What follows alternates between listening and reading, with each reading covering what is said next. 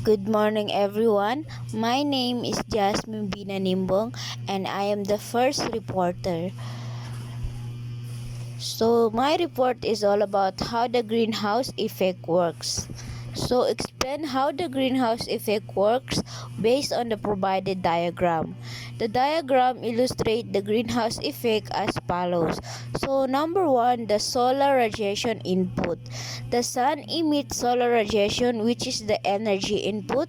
Approximately 30% of this radiation is reflected back into space by the Earth and the atmosphere. The remaining 70% is absorbed by the Earth's surface, warming it.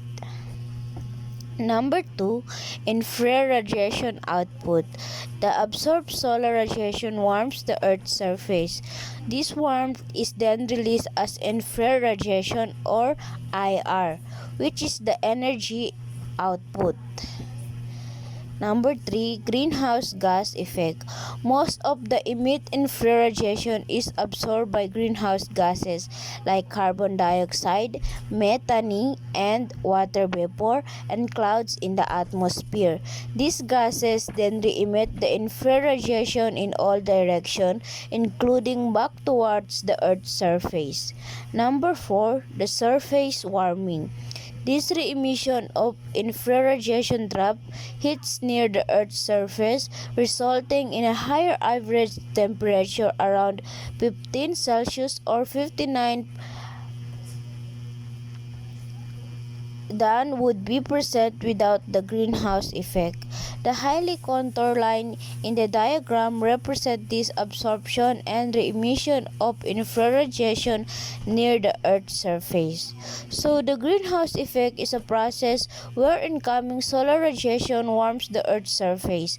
The Earth then emits infrared radiation, which is absorbed by greenhouse gases in the atmosphere.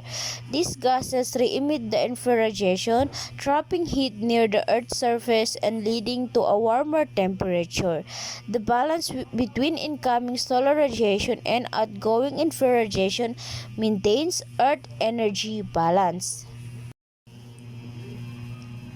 The ocean's effect on climate change.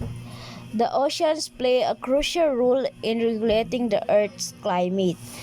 The heat absorption. Oceans absorb about 90% of the excess heat caused by climate change. This makes them a massive heat sink, slowing down to the warming of the atmosphere. The carbon dioxide absorption. Oceans absorbs approximately 20% of human-caused carbon dioxide emission. The ocean acidification. The absorption of carbon dioxide leads to the ocean water becoming more acidic, a process known as ocean acidification. Sea level rise. The warming of ocean causes the water to expand, contributing to sea level rise. Additionally, the melting of glaciers and ice sheet adds more water to the ocean.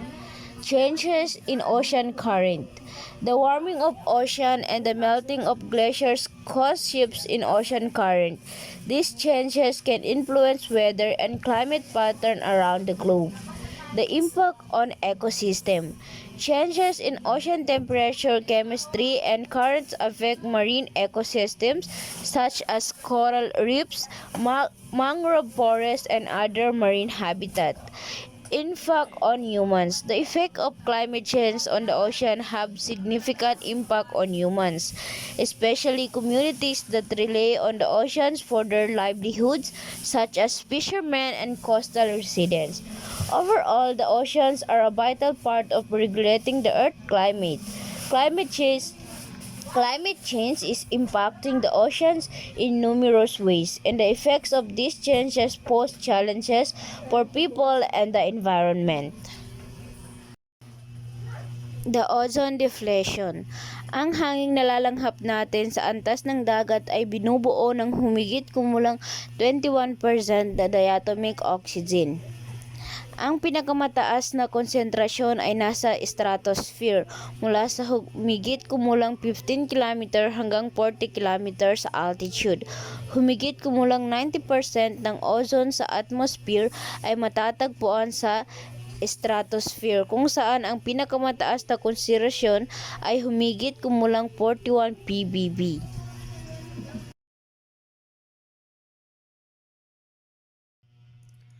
Ozone depletion and chlorofluorocarbons. Hypothesis in the depletion of stratosphere based for the most part of physical and chemical properties of chlorofluorocarbons or CFC and knowledge about atmospheric conditions was immediately controversial. The idea received a tremendous amount of exposure both in newspaper and on television and was vigorously debated by scientists, companies producing CFCs, and others interest parties. So, ang CFC ay nakakasira ng ozone layer natin at nauubos din niya ito. Ang pag-aubos ng ozone layer ay isang malaking problema dahil nagdudulot ito ng mas maraming ultraviolet radiation na umaabot sa Earth surface na nagpapataas ng pagpanganib ng skin cancer at iba pang mga problema sa kalusugan.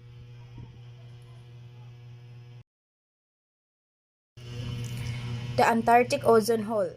Since the Antarctic ozone hole was first reported in 1985, it has captured the interest of many people around the world. Every year since then, ozone depletion has been observed in the Antarctic in October, the spring season there. The thickness of the ozone layer above the Antarctic during the springtime has been declining since the mid-1970s and the geographic.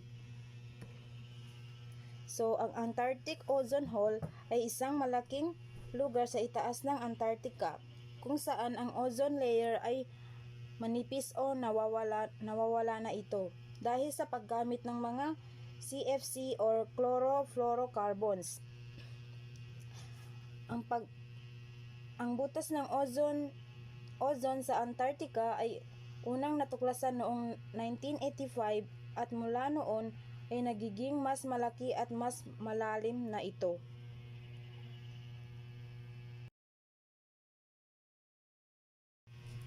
Environmental effect of ozone depletion. A 1% decrease in ozone can cause an increase of 1 to 2% in UVB radiation and an increase of 2% in the incidence of skin cancer.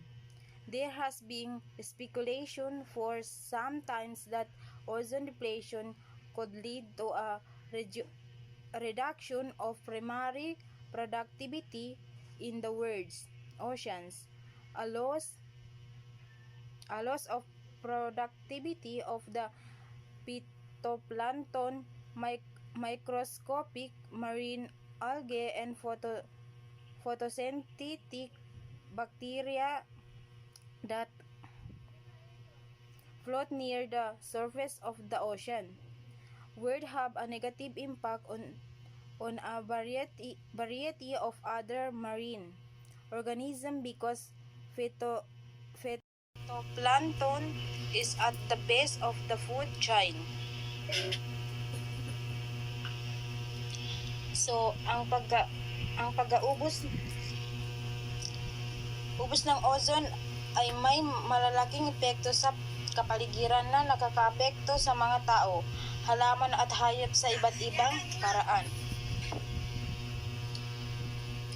Halimbawa, dati ang isang tao ay maaaring mag-sunbath sa dalampasigan ng 15 minutes at hindi magkakaroon ng sunburn.